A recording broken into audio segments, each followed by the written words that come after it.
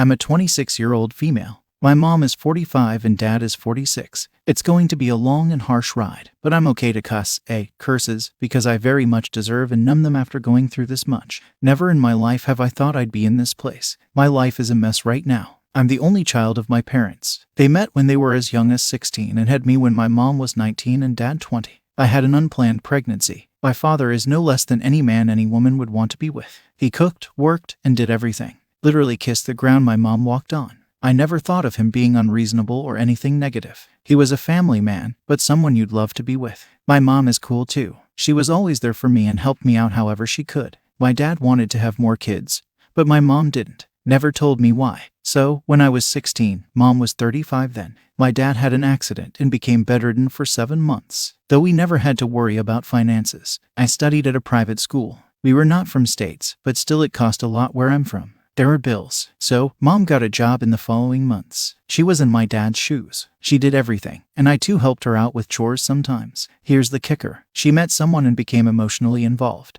One day, dad was bedridden for 5 months at that point, if I remember right. She came to my room and silently broke down crying after my dad dozed off. She told me she liked someone from work. She isn't attracted to my dad. This whole ordeal is too much for her. She has needs too. She showed me her text messages and told me about the guy. He was 26 at the time. They were flirting. I was young at the time. Seeing her breakdown broke my heart. I wasn't close to my dad as much as I was to my mom, because mom was the one to spend more time with me than my dad at the time. I know it sounds stupid, but I was a teenager then. I told her I understood and I'd cover for her. She began coming home later. We both told dad it was just her work. I never got involved until one day my mom told me she wanted to meet and discuss a very important topic. We went out and I met that guy for the first time. He was a creep. Shaggy clothes. Nothing like my dad. I don't even know why my mom chose this a hole over my dad. We sat down at a fancy dinner place and my mom told me she was expecting a baby. I was like, what? They had the audacity to kiss right in front of me. I was pathetically disgusted by them.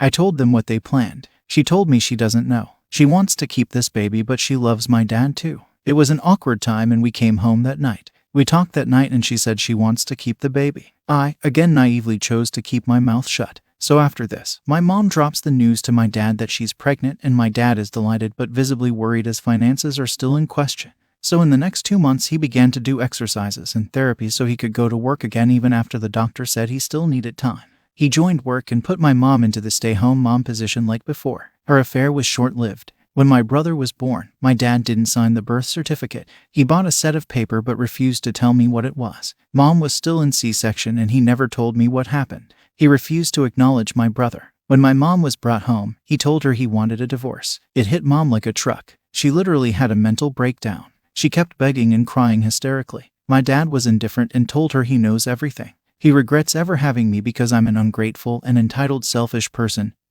Just like her. They had an argument when I was holding my brother. He called her W and said that she couldn't keep her legs crossed and wanted him to raise the child of infidelity. Mom kept crying and begging for forgiveness. He packed up his bags and left. They got divorced, which took 8 months to be finalized. I don't know how much details, but dad would pay spousal support for my mom and child support for me. Mom got the house, and besides this, everything was settled. He willingly gave away primary rights of me to my mom, even refused having weekends, just supervised visitation. He never once reached out to me. I reached out to him countless times throughout, during, and after divorce, but never once did he want to be involved in my life. Story 2. When I turned 18, he called me once. I remember I was elated that day, but to my surprise, he was cold. He just told me he hopes I stay happy, and that he forgives me for what I did, but can't forget he was betrayed by his own blood. He told me he disowns me. It hit me hard, harder than I ever hoped. I remember I fell on the ground and cried. I called my mom names and that she ruined our family. I even cussed my brother that he's a constant reminder of what she did and I can't ever have a father again.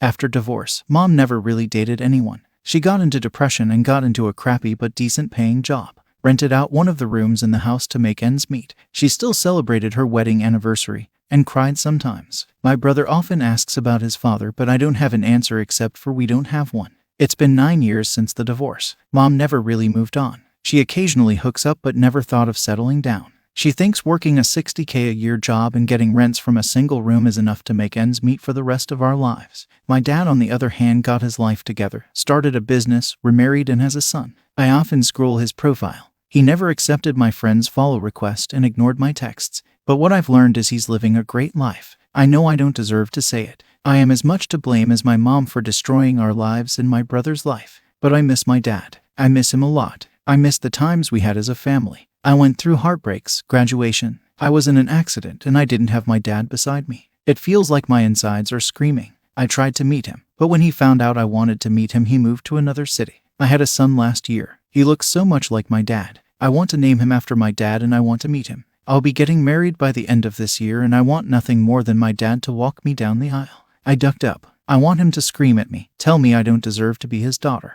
I want him to be angry, but I want him in my life. I want my dad. All these years and not a single day goes by. I don't miss him. I've sent long emails explaining and apologizing, but no response. I met him once, in November 2020. I walked up to him and said hi. He was with his son and wife. He looked up straight in my eyes and replied, "Who am I?" When I told him I was his daughter with tears in my eyes, he said he doesn't have one and walked away. I was with my fiancé.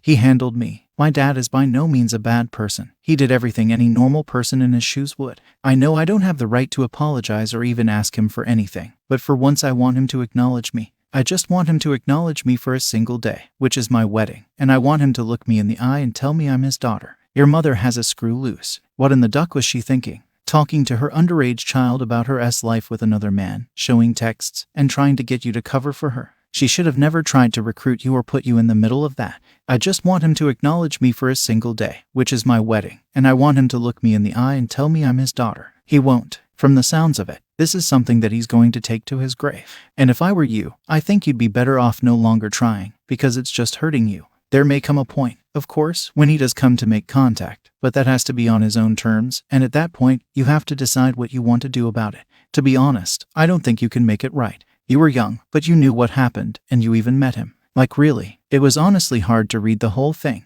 You chose a side back then, even participated in it by lying to your father and covering for your mother. So this is an issue that has reached a head.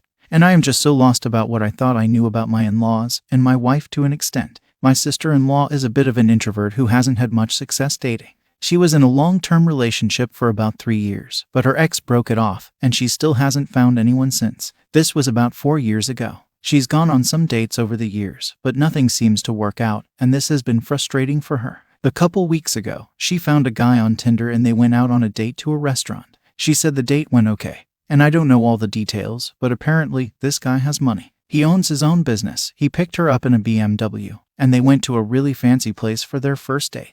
Personal aside, this all seems very odd to me from a match on Tinder. So my wife, a 29-year-old female, was asking more about the date, and I got the impression she wasn't physically attracted to him. Story 3. My sister-in-law likes tall guys, and he isn't very tall, and he's a little overweight. She showed us his Instagram, and he's an alright-looking dude, but I could tell she was kinda meh on his physical appearance overall. Last week, they went on another date. My wife and I were at my mother-in-law's house when she got back. She lives at home and tells us how the date went. Again, they go to a pretty fancy restaurant, and apparently it was a carbon copy of their prior date, which seems weird. I'm not 100% sure what that means. I guess they had the same conversations. These were her words, and she was obviously less enthused by this last date. My wife asked if she's going to see him again, and she said maybe. I ask if she sees a future with him, and she says maybe, but since he has money, she wants to try and make it work. I was shocked by this answer. And I was even more shocked that my wife or mother-in-law didn't say anything to her about this kind of attitude.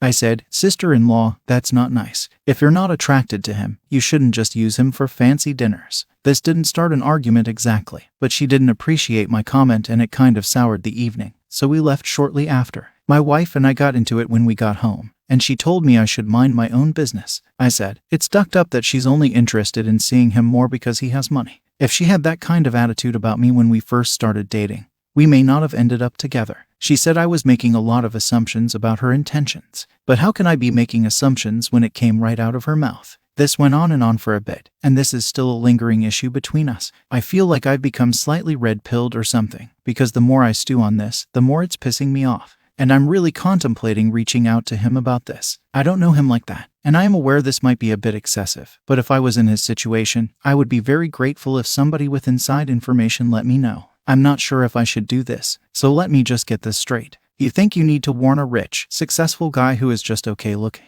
that a good-looking, mid to late 20s woman is interested in him because of his money and lifestyle. How stupid do you think he is? Would you think about telling a woman that a man is only interested in her because of her looks? Why do you assume that this poor innocent rich dude is naively flaunting his wealth and in need of you to come rescue him from a shameless gold digger after 2 tender dates? He was smart enough to get some money. And now he is doing what he wants with it, which includes using it as a means to advance social capital. Picking her up in a flashy car, taking her to a very high-end restaurant, deliberately flashing his wealth on the first dates, is using that feature about himself as a means of making himself more attractive. If he wanted your sister-in-law not to care about it, he wouldn't have done those things or made her aware of his wealth so early on. I read an interview with the founder of Seeking Arrangement once, where he basically said, "I am not a great-looking guy, and I know I don't have a lot to offer women, but I am loaded.